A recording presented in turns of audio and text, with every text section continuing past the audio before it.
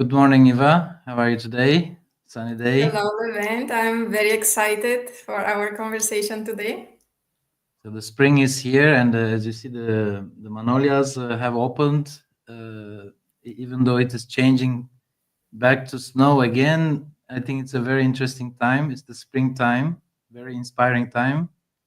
I'm I sure. hope to go skiing this weekend for the last time this season. Well, that's another last effort.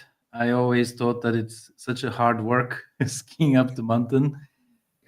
But I think it will be probably also good for your business. So, uh, just to introduce yourself to our audience, I got this for you. All you need is love.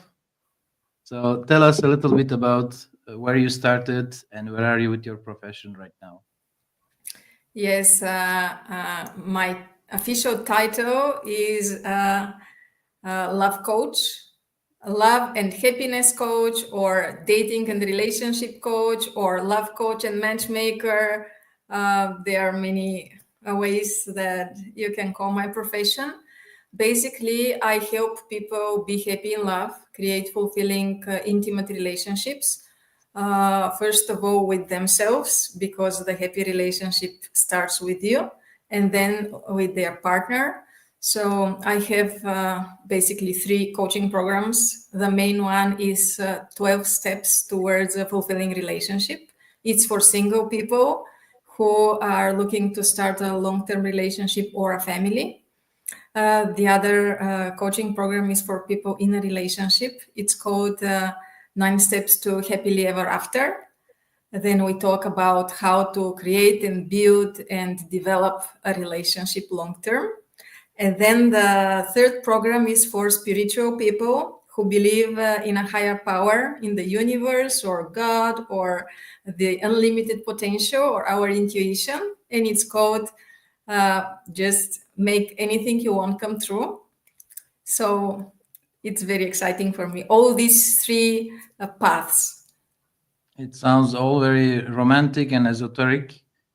I do remember our conversations on how you actually base this on a kind of a belief system, and it's not just about let's say coaching or achieving goals. It's not like a boot camp, but it's a kind of even a spiritual journey.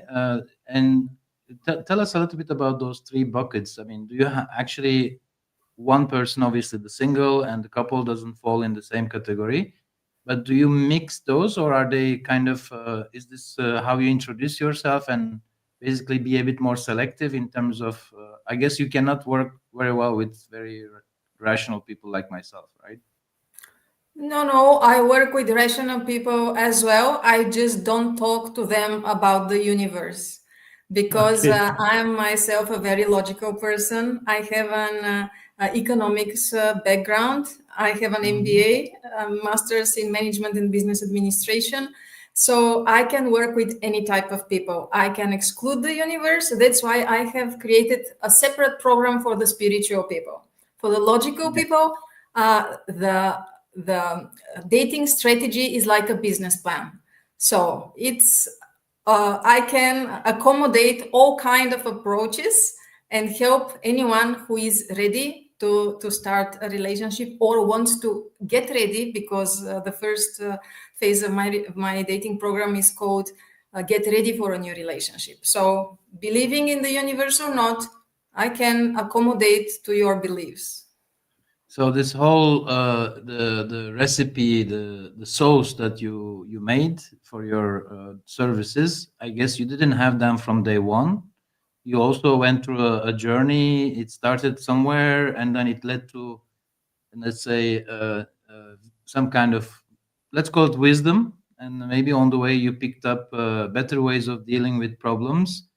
But I want to hear, and I think you already do this. How do you help them? What is the help, the service in itself? Because of course, when you hear like 9 steps, 10 steps, this sounds like a tango lesson, right? In a way, it is mastery of a certain school. of the way of doing things, like in martial arts. But actually, relationships are not like that. Individuals are not like that. So, is it more like a pharmacy where you can just go and ask for this medicine, or is it more like something richer and a bit more of a journey that you also need to customize for your customers? Let's say. Yes, you asked me many questions. Let's start one by one. How I started. I started 14 years ago as a life coach, and actually, I was the first life coach in Bulgaria, I believe, because I couldn't find any at that time. And slowly, I moved to the love department. So I chose this niche because, first of all, I needed support in the love department for a very long time. And I have been in many relationships, and I was struggling to figure out why it's not happening, why I'm not creating a steady relationship. So, learning on this about love relationships, focusing all my time and energy to figure out what's the secret ingredient and recipe that's missing.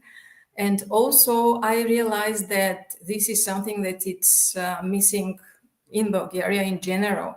Nobody is talking about how to create a love relationship, why so many people are frustrated or getting divorced or single.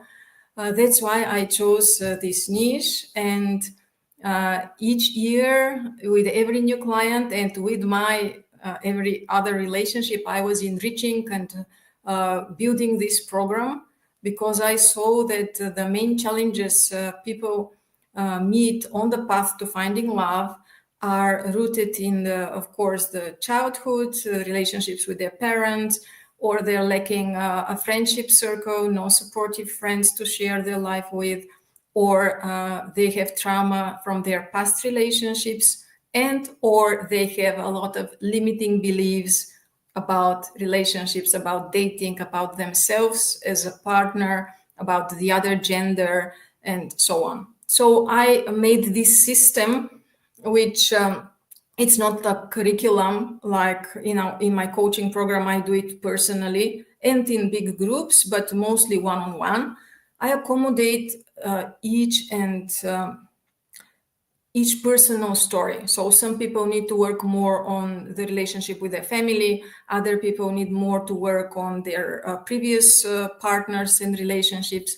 And even other people need to work more on their limiting beliefs. So it's a very flexible system. These are just 12 of the steps that we can choose from, and we can rearrange them, of course, skip some of them, add new ones. It's just an idea about a journey that could be traveled towards love, from single to happily coupled. Mhm. But you do have a set of, you just mentioned them as well, but you do have a very well defined observations on those issues where the challenges, the limitations are. And over time, how many clients do you work with per year, let's say, or at any given time in general? At any given time, between 10 and 20.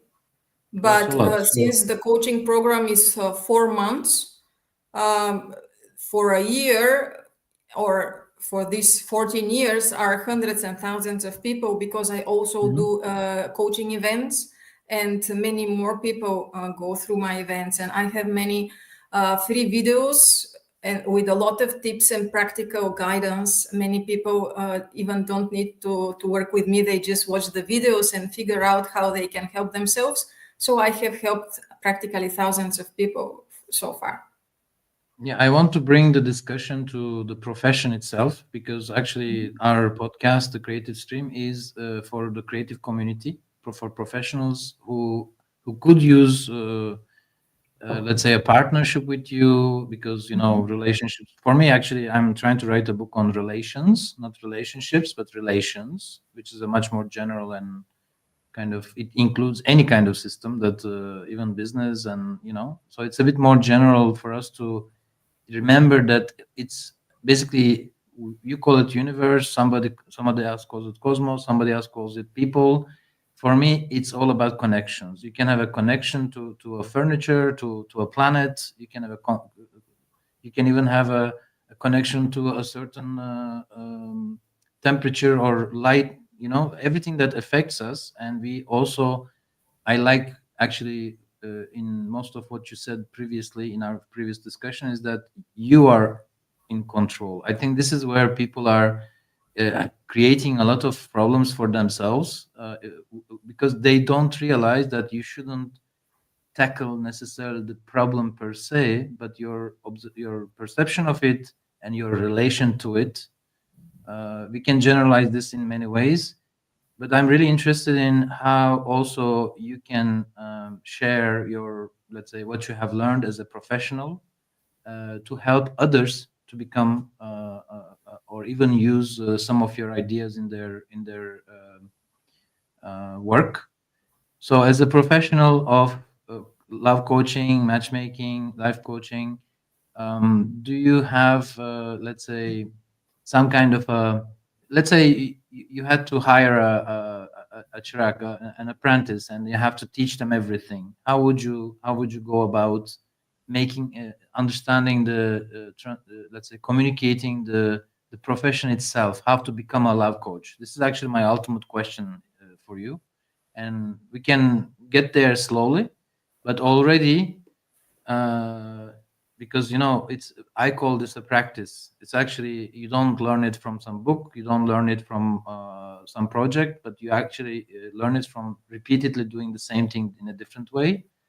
So this practice that you have, how do you plan to share it with other professionals and even invite them to join you? Because 10 years ago there was nobody doing it, right? Yes.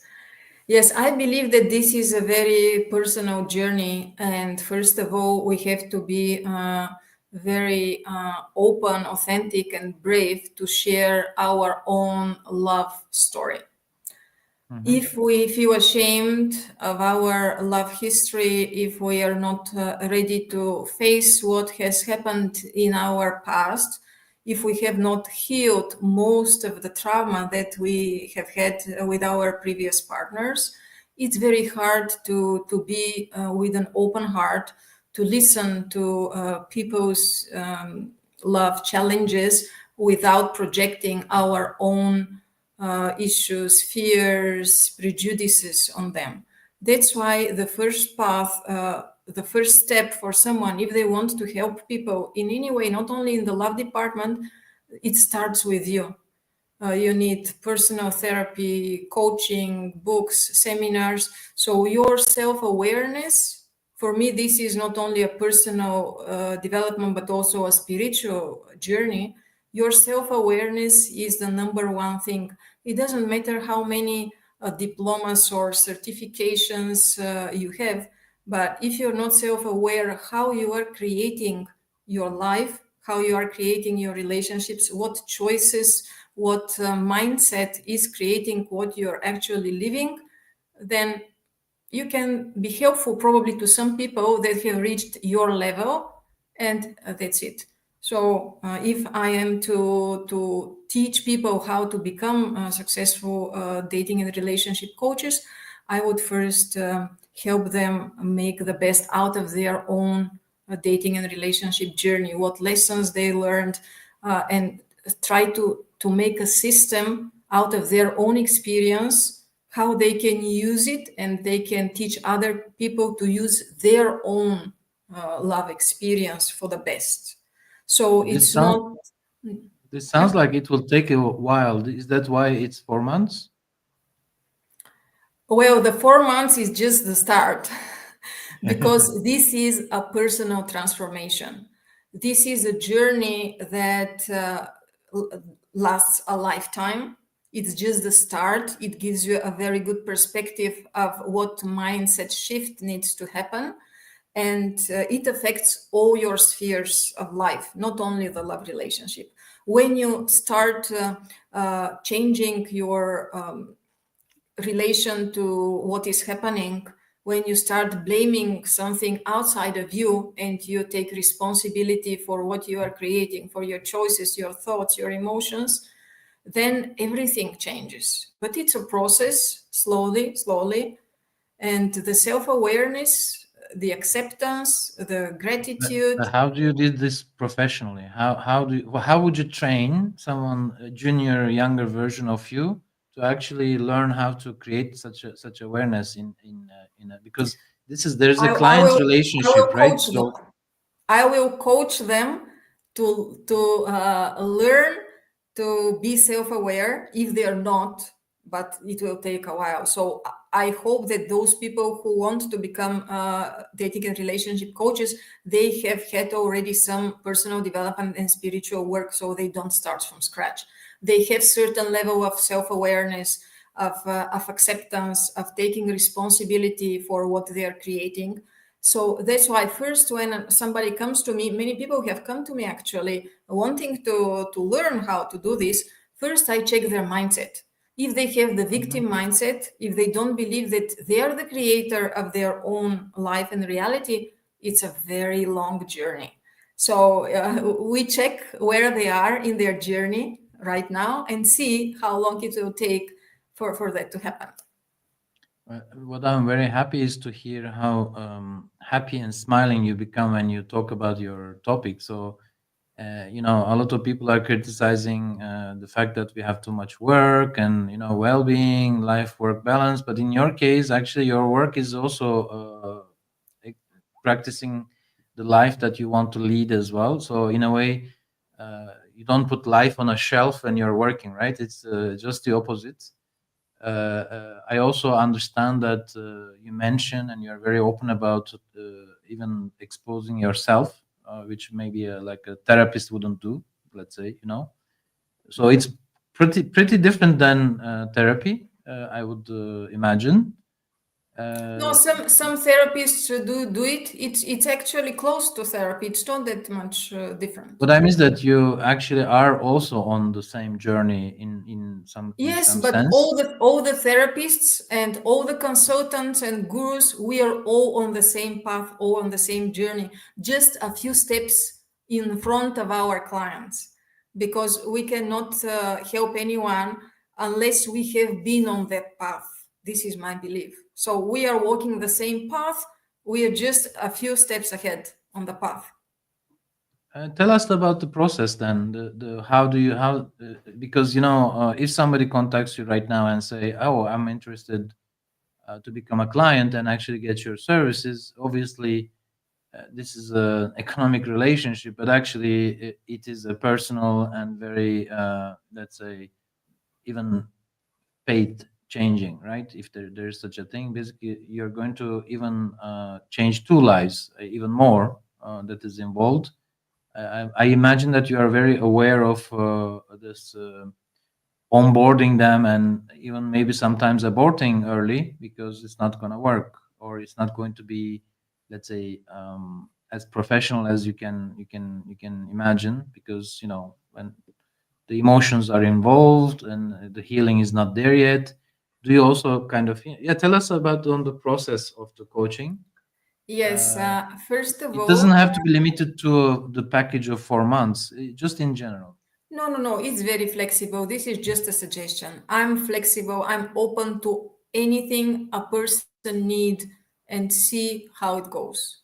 So the first step is I do a complimentary video call with everyone who is interested in starting this journey. I send them information about the coaching program process, about the program, and a few questions to learn where they are, what has happened in their life, on what they want to achieve.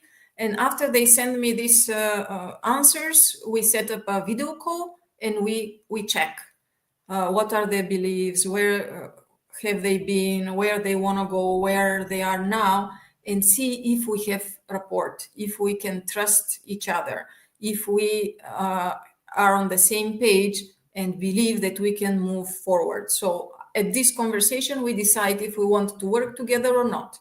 And if we decide to work together, I send them a coaching agreement where everything is written down, the whole relationship is explained, what they can expect and not expect from me, and what are the responsibilities both of us take for this journey to be successful. Then I send them intake questionnaire, very detailed, 26 questions, and we discuss their answers on the first coaching session. Then they get an access to an online folder with a lot of resources, books, meditations, written exercises, many things, how to have a journal of appreciation. So they can choose from a lot of resources on their journey. There is nothing compulsory. These are all suggestions, all ideas, if they want to experiment with them or not. And after each coaching session, they fill out a short questionnaire sharing what we have discussed, what insights they got, and what action steps they want to take. And before the next session, they send me an email with another questionnaire before the coaching session. From these actions, they did what I worked for understand them, these what are didn't the work. administrative parts of the process, but what actually happens to them? Yes, Like, this is very important. It's not administrative. course. It is very important because these are the tools and the structure for the people to be consistent on this journey. Because Mhm. for people, love is something that they think it's, out of their control. It's nothing they can do. But when I have broken the process of small steps and technical tools, they can see the path. They feel safe, it is achievable. So this all these tools are really very important. They give them structure, they give them safety, they give them clarity what it is supposed to happen. Can you give like let's focus on one of those steps, and you can choose whichever. It doesn't even have to be a step, but imagine I'm really looking for those problem solving moments where you hit the, you really hit the brakes and say to go from here, your path is blocked. There's an obstacle. This is it, and let's pick one that, let's say, happens quite often and you had to find different ways of creative ways of dealing with that, The or it can be obstacle one exceptional one that doesn't normally happen, let's say. the obstacles are just one kind, limiting beliefs. That's it. There's nothing else on our path to happiness and getting everything we want. It's our limiting beliefs. That's why we work on the mindset. We identify what you believe about yourself. For example, I'm not good enough. I'm not a good enough partner. I have done bad things in the past. I'm a bad person. I don't deserve love. I don't deserve a happy relationship. That's one thing. Other limiting beliefs are men are so egoistic. They only want sex. They are cold. Don't feel emotions. They don't care. So we work with women on these beliefs.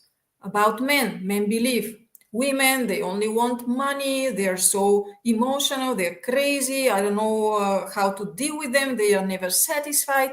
All these beliefs that we have prevent us from creating a love filled This sounds relationship. pretty much like some kind of not a prejudice but like a bias, probably based on their experience or what they heard.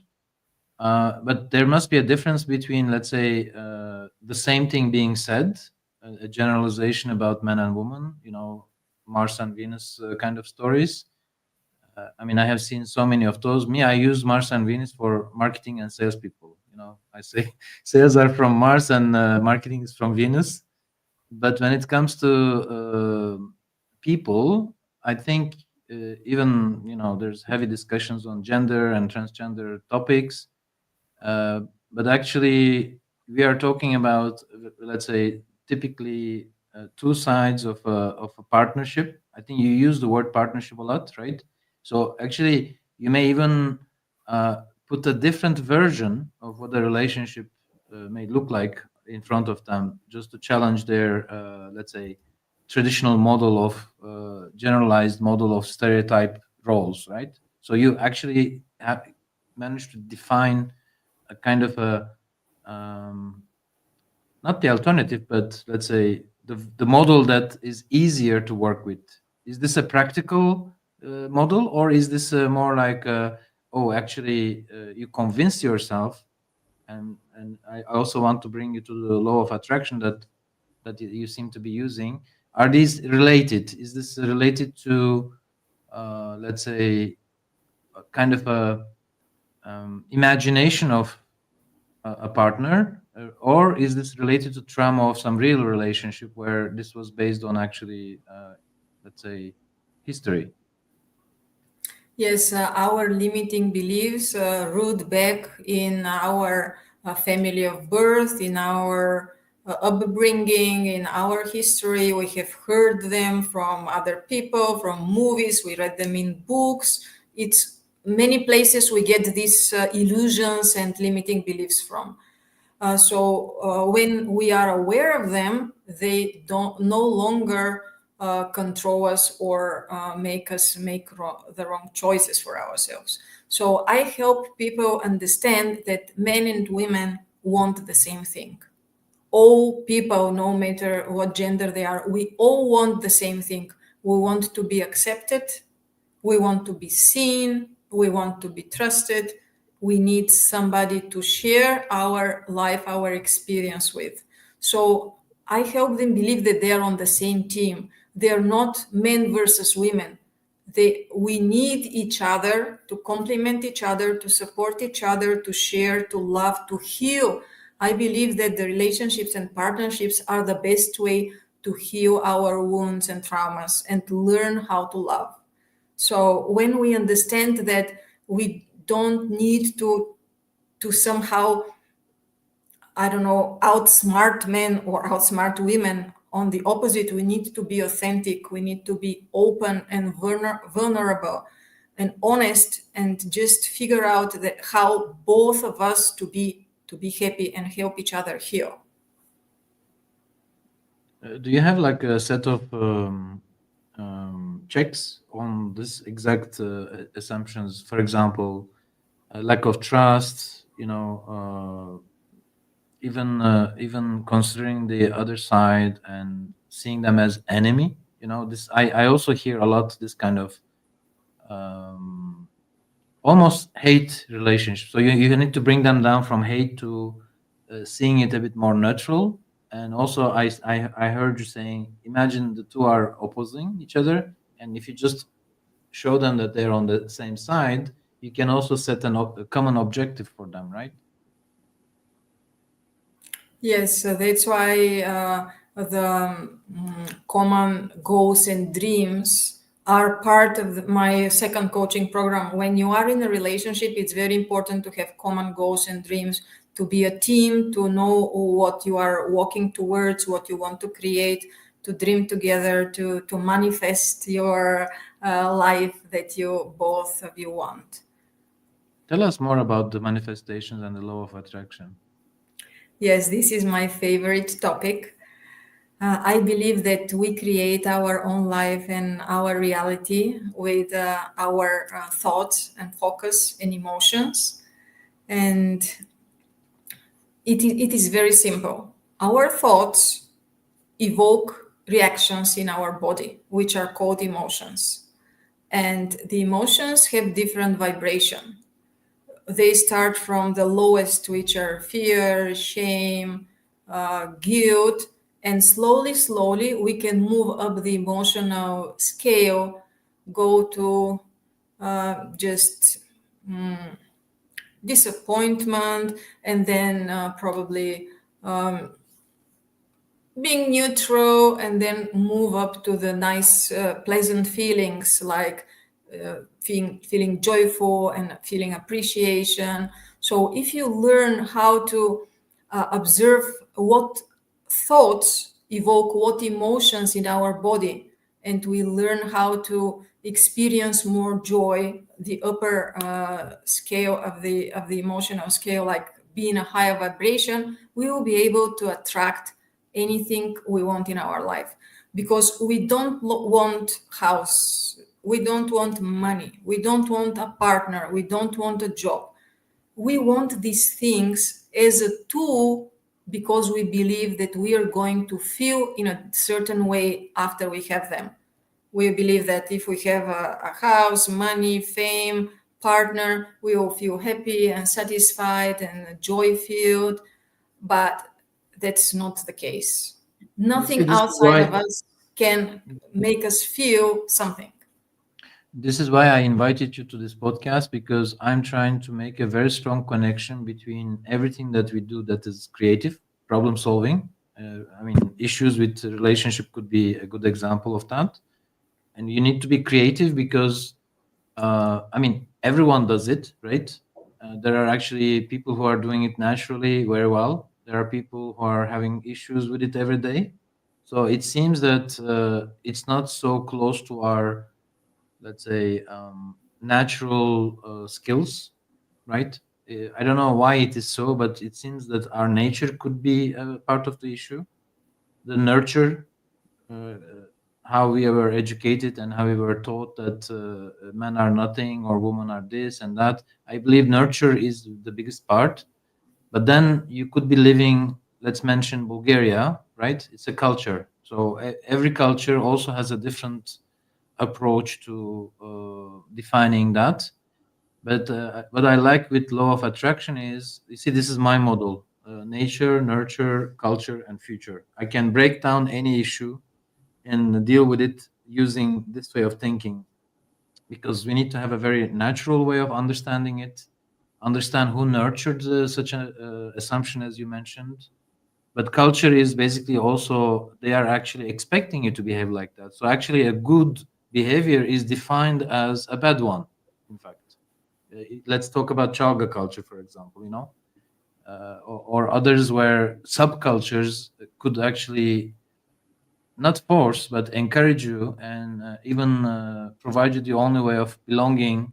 So if you see, people group together and they choose their group, but in your case you need to also show them that the ultimate relationship with the partner is all about this two as a unit, as a pack, including the children, our friends and family, to survive in this world, right? So in that sense, it's kind of it has to be a very strong unit that should never turn against each other. This is actually has been only my only, how to call it, complain, and the way most relations break, in my case at least, is because this unity is lost, and you basically, instead of being two against the entire world, it becomes one against the other, right?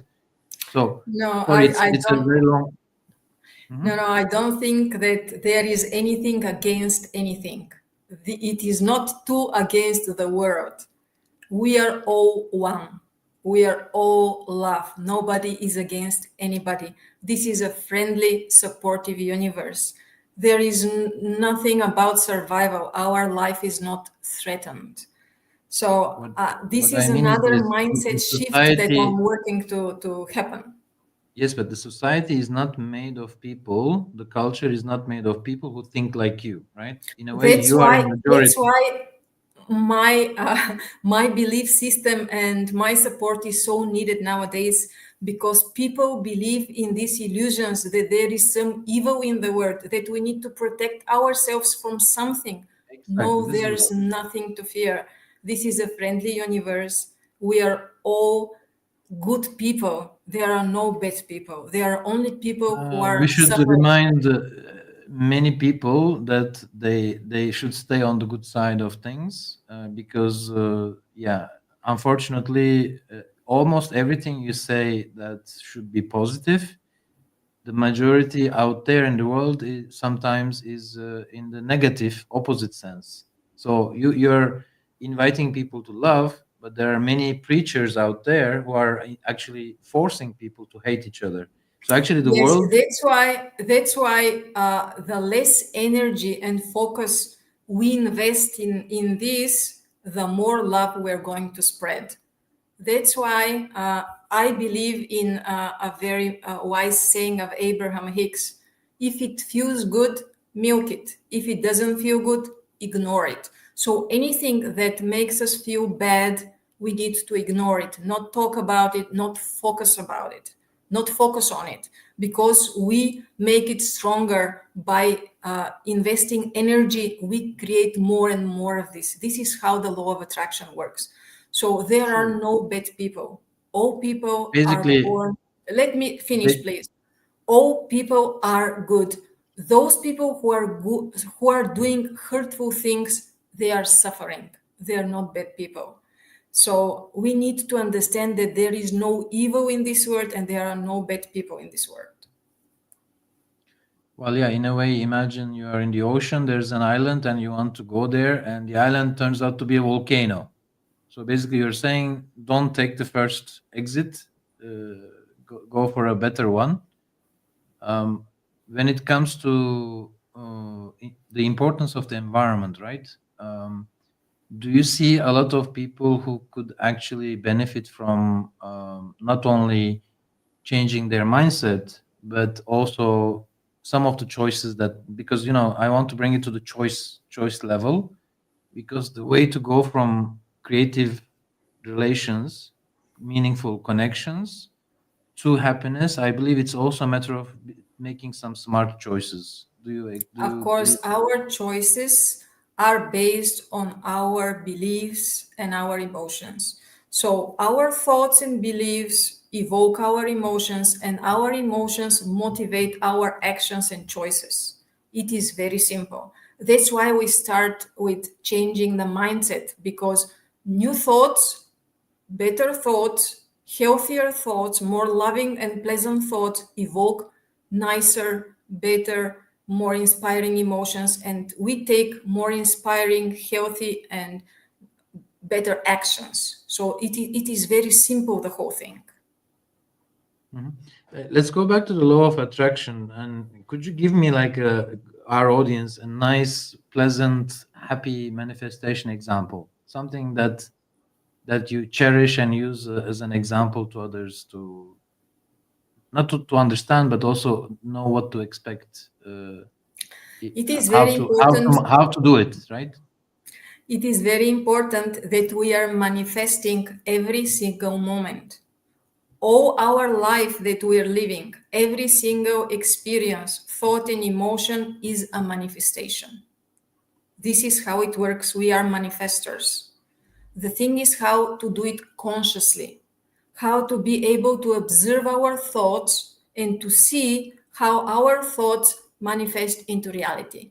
So, everything that we have attracted in our life, all the people, all the experiences, all the events and emotions, they have been a thought in our head. So everything is a manifestation. The thing is how to do it consciously. For example, let's say I want to go on a cruise. This is an example that I like to give very often. Yeah. And one tool is to create a collage of your desires, make a vision board, a dream board, put it somewhere. And I had this cruise on my collage.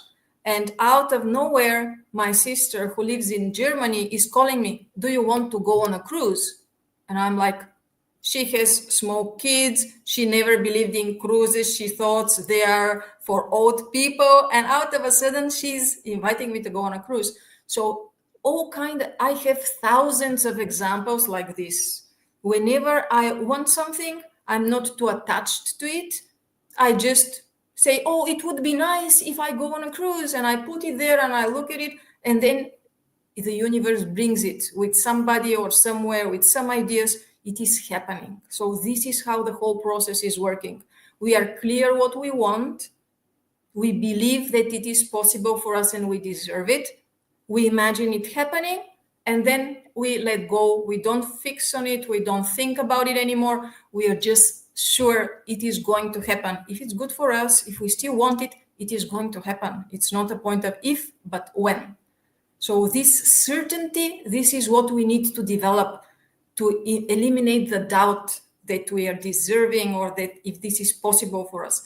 Everything is possible, and we deserve anything that we want, and it is possible. This sounds very much like, some people are very good at sermon, but actually what we are hearing is not someone's teaching, in a way, it is also, I call this the voice that we all have, internally. Some people are very good at listening to the good voices and actually take guidance from their inner self. It's like a somebody who's trying to show you the best way for you, interesting and creative ways. And then somehow we seem to kind of ignore the good voice and always kind of pick the easiest or sometimes evil voice, nasty one. I believe controlling the reactions and the kind of the reflexes that we have in terms of yesterday, for example, I was mentioning something and something new, and I just received a quick answer that, oh, you always say that, right? So basically, you cannot actually get out of the relationship loop because they already made a judgment and it has to be changed. But how do you do that? I think the inner voice is a very good starting point. Do you think is this something that you use, something that Yes. you Yeah, this is what I have been talking about all the time. I just didn't call it inner voice, but our thoughts. Our thoughts are this inner voice. This is how we think with our inner voice. And this is the awareness, observing our inner voice. Yes, sometimes it's telling us things that are unpleasant. So the first step is just to learn to observe, to be aware of what our inner voice is telling us, and to understand that this is not us. We are not our thoughts, we are not our voice, we are not our mind, and we can actually change this. I strongly believe in talking to yourself. It's a very important skill. Why? Because most of the time we are bombarded by so many ideas that if you don't like take notes, we cannot remember them. Memory is not our best, in terms of really having every thought pinned down. Usually thoughts come and go. But if you have a kind of a person inside you that you can talk to, this creates a dialogue. And I think this is the only way to reach a certain level of awareness of yourself is actually to talking to yourself. And sometimes you can actually tell yourself, stop believing that because that's actually could be something else. So, it could be like I don't mean like a imaginary friend. I mean really like a mirror that you can use to really understand what you're thinking. I have seen so many people there who are lost because they cannot understand themselves, what this inner voice is trying to say. Yes, the first step is just to observe the thoughts and this inner voice, just to notice what is our voice telling us, just to notice and to accept. Okay, at this moment, my voice is telling me to do something that another part of me knows that this is not good for me. And I can decide now which voice to follow. Do I do this again that I know where it's going to lead, or I do something different? Whichever thing we do, we just observe and accept for now. Because until we are ready to make a different choice, we are going to go this path. But there will be some point when we will have enough and we will say, okay, I see how I'm hurting myself. I see how I'm making these unproductive choices again and again and again. I had enough of this. So it may be through anger, like when you get so angry with yourself that you said, okay, enough. Or it can be through self compassion. You say, okay, I see that you are still hurting. That's why you need to do this to soothe yourself. It's helping you somehow. So there are different paths, but the observations, the self-awareness and acceptance, until we are ready to make a different choice, this is the path in my understanding. Mhm. Well, still though, the voice can also ask you or suggest to do some very nasty things as well, right? So love and hate. How do you deal with the negative side of the voice? This is what I'm saying. We observe it, we are aware of it, we know that this is not us, this is the voice of fear, this is the voice of illusion, this is the voice probably of some of our parents, but this is something that we don't have to believe. This is not us. We are the observer who is observing the thoughts, who is observing the feelings. We are not this body, we are not this mind, we are not these emotions. We are the observer who is noticing them. And when we don't identify with these thoughts, but we can observe them, then we can distance from them a little bit and stop believing. That's why I call them illusions, limiting beliefs. All these unpleasant thoughts and self talk, these are illusions based on fear. And when we learn to observe them and to realize that this is not true, to distance ourselves, and as you said, to start to have a dialogue, which how the affirmations have been created. When we start repeating positive affirmations to replace our negative beliefs with, this can help, but it also needs to be done in a specific way. I hear some terminology that probably maybe our audience can, if they want to get on this path, that you're already quite many years on it. Maybe some kind of literature. Maybe we can write a piece of text that we can share with our audience. What are the key, let's say, influences you had or you would recommend them to follow?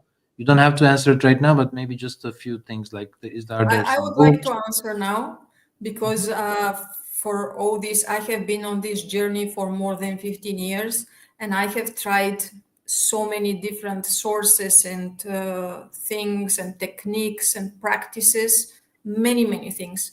What is most helpful for me is, first of all, meditation, because it's much easier to have to observe the thoughts and just be present with them than to try to exchange the unpleasant thoughts with pleasant thoughts. This is very, very challenging and almost impossible. But when we learn to meditate, when we learn to observe the mind, when we learn to observe what reactions in the body our thoughts are evoking, this is how self-awareness is being trained, how we get familiar with how the mind is working. So meditation is a practice that I do every day for more than 10 years. Mindfulness also, right? Mindfulness Yes, also. this is mindful meditation. Also, journaling is another tool that is very helpful. There are different types of journaling, but if we can keep a journal of the positive aspects of our life or appreciation journal, just to write what we are thankful about, what we like about our life, this is also very helpful. And of course, the teachings of Abraham Hicks, this is something that has helped me tremendously, and I still listen to their recordings every day. There are free recordings on YouTube, and I go to their seminars. And the book, they have many books, but the book that I recommend is called Ask and It Is Given, with 22 exercises, processes that help us change our mindset, that help us feel good, they help us understand this emotional scale I was talking about. So only these three things would be enough: meditation, journaling, and reading Ask and It Is Given. That's more than enough as a start. Yeah, I think the it's good to know these let's say well developed techniques, the literature on that. Why? Because like you said, there are so many self-help kind of tools, books, and sometimes it's a bit difficult to choose or even evaluate which one is actually correct, let's say. But There I is want to go. there Yeah, is no exactly. right and wrong. Exactly. There's nothing that helps everyone. For some That's what I people, mean. the teachings of Abraham make sense. They're very helpful. For other people, it's hard to grasp. It's hard to understand.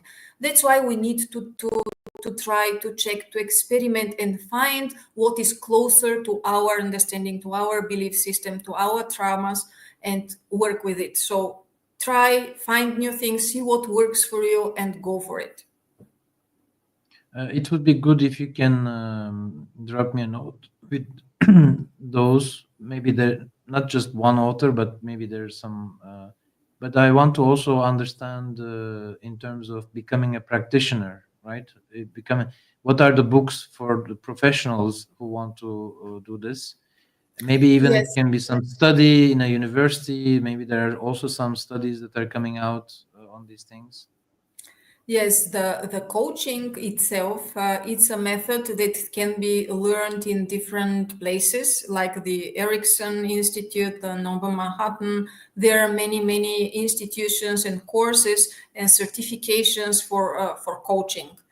Coaching is a method that helps you find the answers within yourself. The coach believes that you know best what is best for you.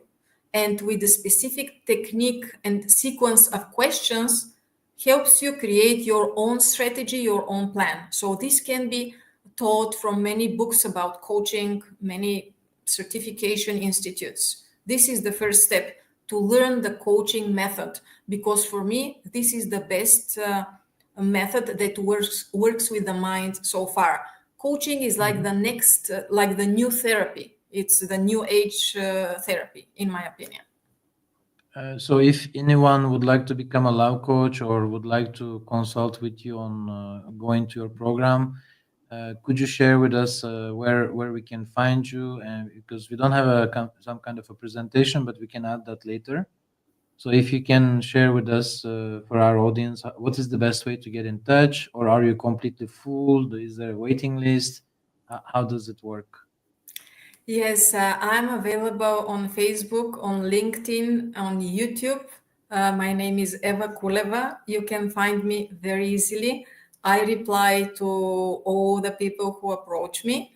I still have a few spaces open in my coaching practice. I'm taking a few more clients right now. So I'll be really happy to talk to you and see if we are a good match to work together. Also, if not, I will recommend you to take part in some of our events, or I will direct you to the videos, or I will give you some other resources you can work with. Or even if I decide that we are not a good match, I can suggest another colleague or a therapist who would be a better match for you. So I will do my best to help you, no matter where you are, what you need, and if I am the right coach for you. Now I remember that you also are keen on organizing matchmaking and dating events. Maybe you can also mention how that would work. That you have a group, right? Yes, there is a group on Facebook which is called Authentic Singles. For all the single people who want to meet new single people, you are welcome to the group Authentic Singles in Facebook. Also, where all our events are announced, the site is called Zapoznajme. We have singles events there. We have coaching events for singles. We have speed dating online. We have Dixit games. We have cooking classes. They're very interesting events to have fun, to meet new people, and to learn about yourself. All in Bulgarian. There's no service for expats. I coach in English, of course. As you can see, I'm fluent. I have lived in the States.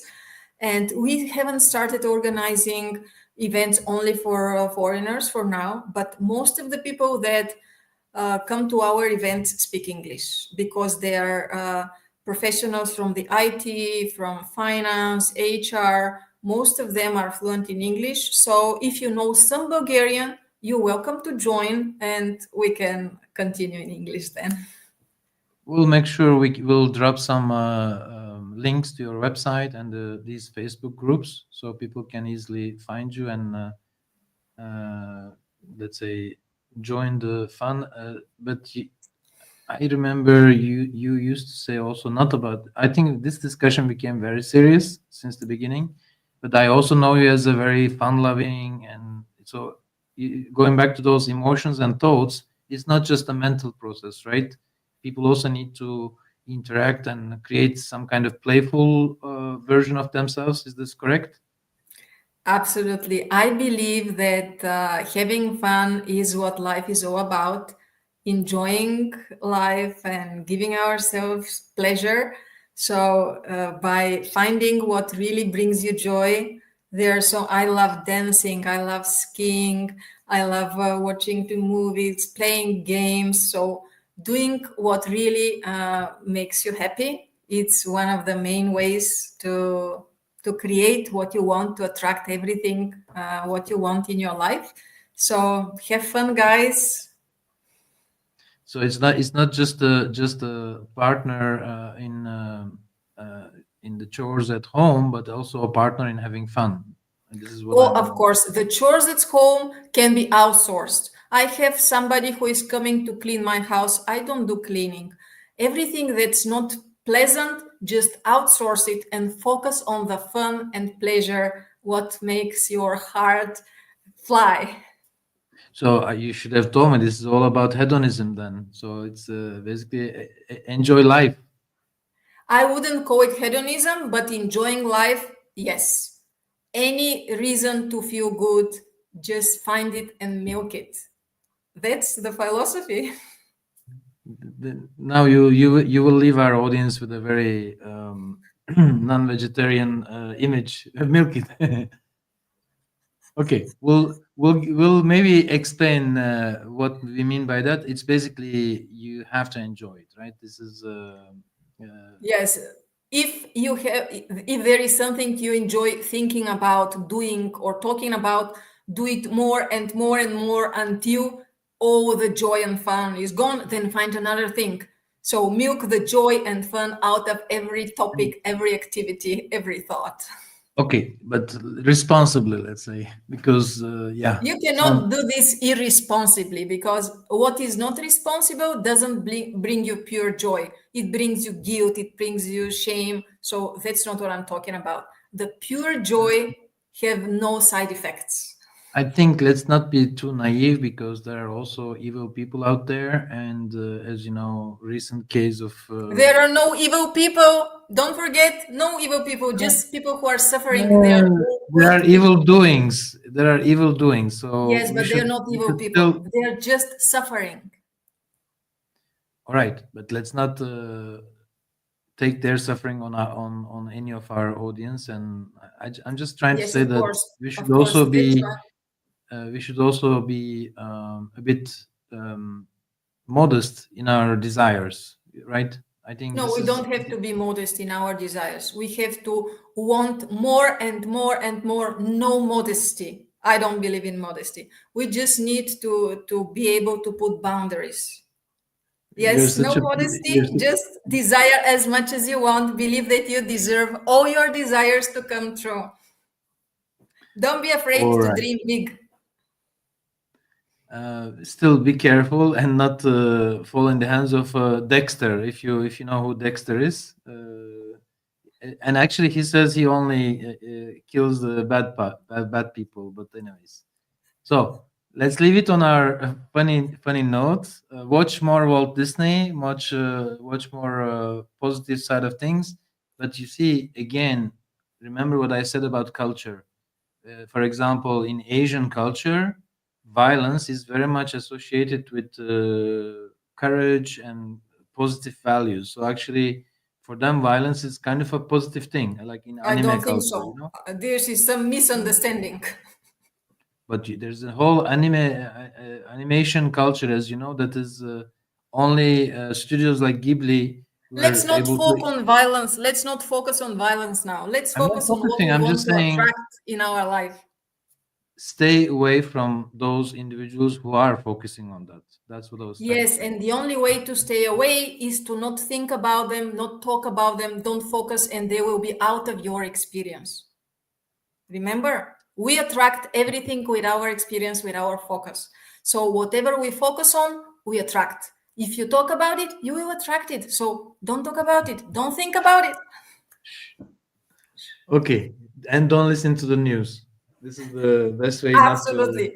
Only happy news. You're allowed to listen only to happy news. Well, this is always my. I actually spotted quite a few individuals. I call them happy news journalists. When I find them, I try to stay close to them because they're always spotting and reporting and sharing the good things, and try to stay away from people who just all time. I mean, I had to remove quite a few people from Facebook kind of groups. I mean, not my groups, but from my connections, because at the end, the only thing you receive from them or what they share is completely toxic. So I Yes, think that's the why. I'm such a journalist. I always share positive things on my Facebook profile. So make friends with me, send me a friend request on Facebook, and you will see how positive my wall is.